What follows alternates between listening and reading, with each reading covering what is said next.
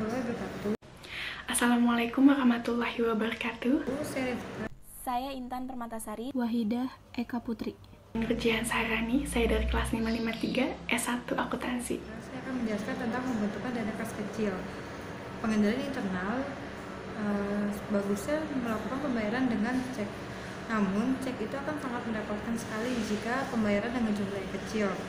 Nah, caranya kita bisa mengendalikannya dengan pembentukan dana kas kecil atau yang sering disebut juga dengan petty cash. Dana kas kecil atau petty cash yaitu dana yang digunakan untuk membayar jumlah pengeluaran yang relatif kecil. Nah, walaupun relatif kecil, hal ini sangat memuaskan sekali hasilnya. Di dalam petty cash tersebut terdapat sistem yang disebut sistem impres.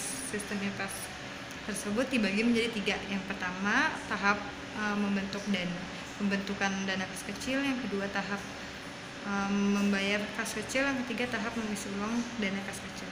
Dalam pembentukan dana kas kecil terdapat 2 pembentukan pokok. Yang pertama, kita bisa menunjuk petugas kecil untuk mempertanggungjawabkan dana tersebut. Yang kedua, kita dapat menentukan jumlah dana yang diperlukan. Saya akan menjelaskan tentang membentuk dana. Dalam membentuk dana kas kecil itu memiliki 2 tahap pokok. Yang pertama, menunjukkan petugas kecil yang bertanggung jawab atas dana tersebut. Yang kedua adalah menentukan jumlah dana yang diperlukan.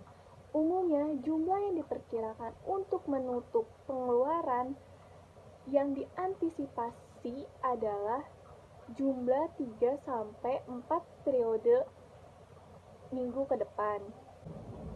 Untuk membentuk dana, utang cek ke penjaga kas kecil yang diterbitkan sebesar jumlah yang sudah ditentukan tersebut.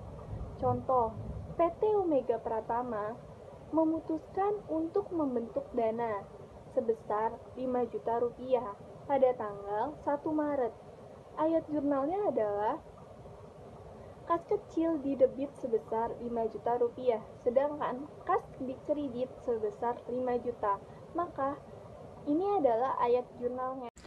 Melakukan pembayaran dari dana. Setiap pembayaran dari dana harus didokumentasikan pada tanda terima kas kecil yang telah diberi penomoran sebelumnya, atau yang biasa kita sebut dengan voucher kas kecil, sebagaimana ditunjukkan pada gambar di bawah ini.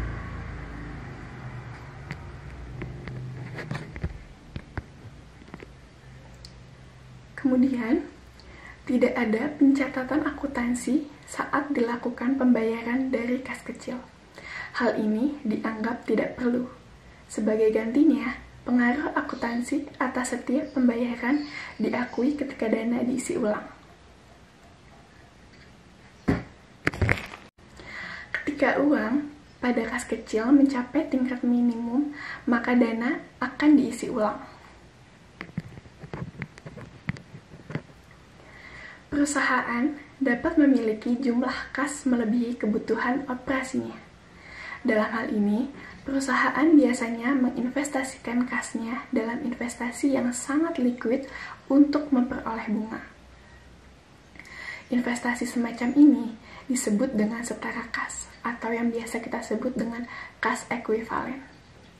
Contoh setara kas termasuk deposito berjangka, surat utang perusahaan besar, atau instrumen investasi pasar uang. Perusahaan biasanya melaporkan kas dan setara kas sebagai satu jumlah di laporan keuangan. Laporan keuangan PT Omega Pratama yang menyajikan kas ditunjukkan sebagai berikut. Perusahaan dapat memiliki jumlah kas melebihi kebutuhan operasinya. Dalam hal ini, perusahaan biasanya menginvestasikan kasnya dalam investasi yang sangat liquid untuk memperoleh bunga. Nah, investasi semacam ini disebut setara kas atau kas equivalence. Contoh setara kas termasuk deposito berjangka, surat utang perusahaan besar, atau instrumen investasi pasar uang. Nah, perusahaan biasanya melaporkan kas dan setara kas sebagai satu jumlah di laporan keuangannya. Jadi ini dia contohnya laporan keuangan PT Omega Pratama yang menyajikan kas ditunjukkan sebagai berikut. PT Omega Pratama, laporan posisi keuangan 31 Desember 2018, aset lancar, kas dan setara kas. Lanjut, bank mungkin mengharuskan perusahaan mempertahankan saldo kas minimum di rekening bank mereka. Saldo seperti ini disebut saldo kompensasi atau bisa dibilang compensation balance. Hal ini sering diperlukan oleh bank untuk sebagai bagian dari perjanjian pinjaman atau fasilitas kredit. Apa sih fasilitas kredit itu?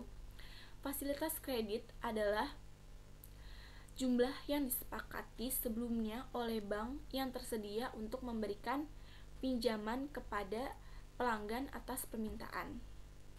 Nah, persyaratan saldo kompensasi biasanya diungkapkan dalam catatan atas laporan keuangannya. Jadi sekian video kelompok saya di sini, dan kalau ada salah kata, salah ucap, mohon maaf.